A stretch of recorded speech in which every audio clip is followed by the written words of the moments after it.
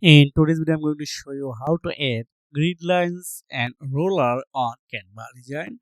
So you have seen I already created a design on Canva. Now I need to click on files, again setting, then roller and guides. Now you can add it easily on your design.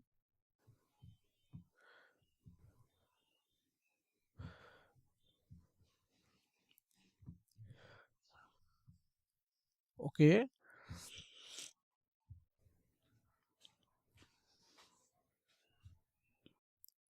you can add 12 color, 3 column, and 3 by 3 customs, etc. etc. You can add also from here.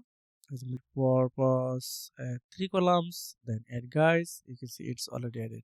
Here's the two type of guide you can add on here. You are able to add on here. Thanks for watching. See you again. Take care. Bye.